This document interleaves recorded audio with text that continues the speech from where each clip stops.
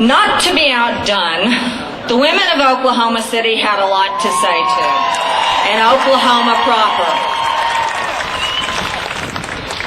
I gotta figure out how to do this and be able to see too.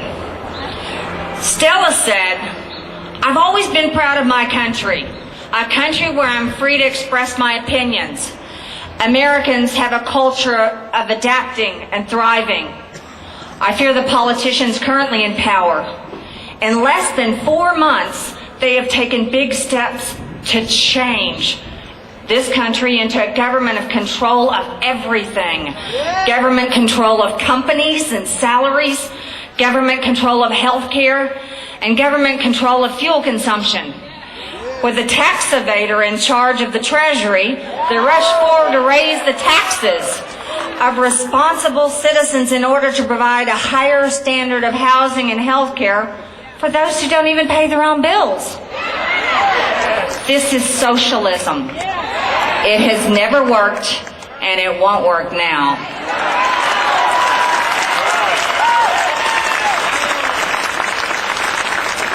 My name is Pam, and I live in Bartlesville, Oklahoma.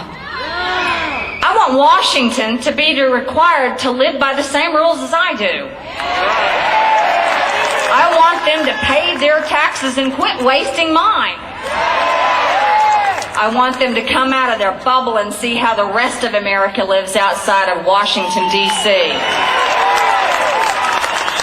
I want our government to live within its means without raising taxes. I must live within my financial means, and I think Washington should do no less. I'm Kathy, a grandmother from Oklahoma City. I would just like to know what I'm to tell my grandchildren when I taught them to never, ever sign anything before reading it.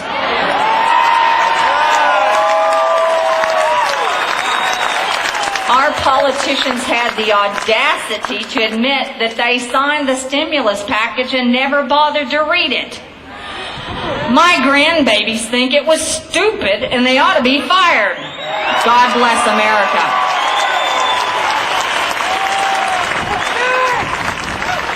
I'm Kara from Edmond. I'm afraid that there's a real possibility that the America we know will be lost.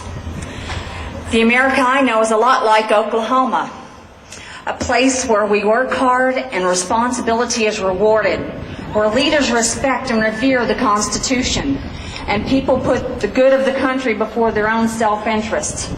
Since the beginning, patriots in many forms have given up everything, up to and including their lives for this great country.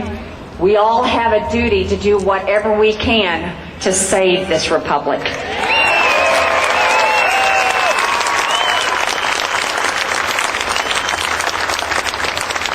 My name is Angie, and I'm from Oklahoma City. Our Constitution is under attack and our liberties are at stake. I'm disenfranchised by a government getting bigger than it was ever intended to be. I'm convinced that they do not have we the people's best interest at heart. Listen up, local, state, and Washington. We aren't going to take it anymore. Who says Oklahoma didn't have strong women?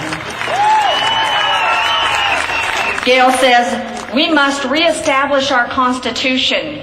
It reflects the 9 principles and 12 values on which our country was founded. We must honor the Constitution the way it was written.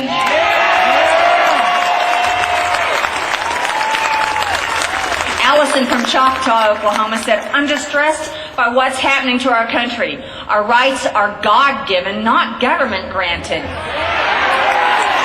Our leaders are out of control and forgotten we pay their salaries. Our liberty is in serious jeopardy and our grandchildren are being sold into bondage. From Pat in Newcastle, Oklahoma, Obama's become the CEO of big government. He should be fired too.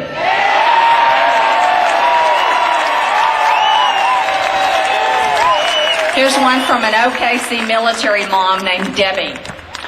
To the majority members of the 2009 Congress and President Barack Obama, who told you that you were capable of leadership? They lied.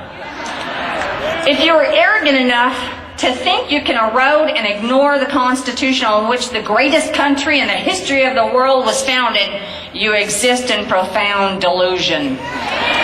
If you believe that this country can survive your unbridled assault on common sense and betrayal of trust, your looting of its economy and abandonment of tradition, principles, and faith, you're fools.